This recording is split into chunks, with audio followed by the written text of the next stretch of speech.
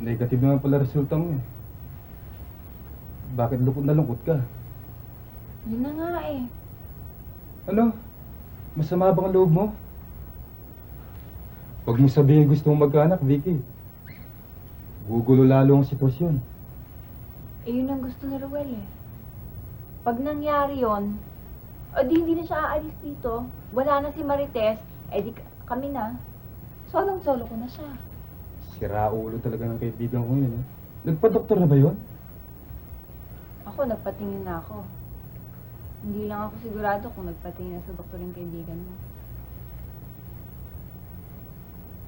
Alam mo, siguro, kailangan ni Roel, doktor sa utak. Siguro nga.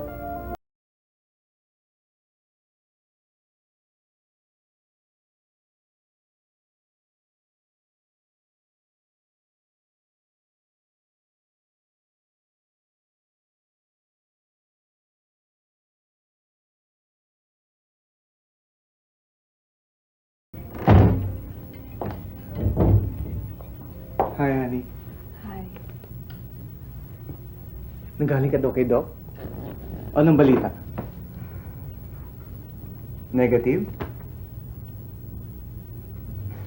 Okay lang yun. Pwede naman natin subukan ulit, hindi ba? Huwag na lang nga. Pero honey, 1 taon pa lang tayong kasal. Kaya hindi naman natin kailangan madaliin to, di ba? Pero hindi ako titigil hanggat hindi ako nakakagawa ng paraan para magkaanak tayo.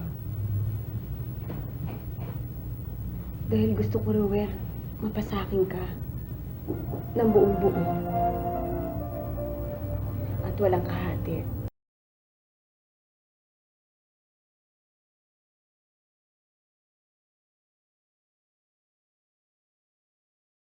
Problema ko eh. Maaring walang ganun sa mga DR ko na opisina sa Makati.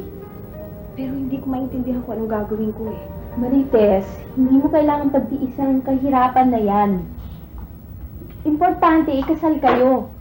At hindi importante kung paano at kung bakit. Ang importante ay committed kayo at wala siyang karapatan para gawin to sa'yo. I-demanda mo kaya? Lalo lang gugulo ang sitwasyon. O di kung ayaw mo ng kaso, hiwalay na lang. Wala nang pakorte-korte pa. Kung ganyan kamiserable yung buhay mo, iwan mo siya. Sakit para sa akin eh. Lalong magiging masakit kung gano'n na mangyayari. Marites, naririnig mo ba ang sarili mo? Hindi yan pag-ibig, katangahan. Nagpapagamit ka lang. Buti na lang wala kayong anak, wala nang ibang madadamay pa. Alam mo ba, Dina, ang gusto ko masolo siya eh. Masolo. Nagpa-doktor ka na ba? Eh siya? Hindi naman yun ang problema eh. Eh ano? Ibig sabihin, hindi kayo masyadong Ano pa? Eh, paano kayo magkakaanak niyan? Ewan ko ba sa kanya? Eh, hindi niya masyadong gusto eh. Ano? Aba, sira talaga ang ulo ng lalaking yan, no?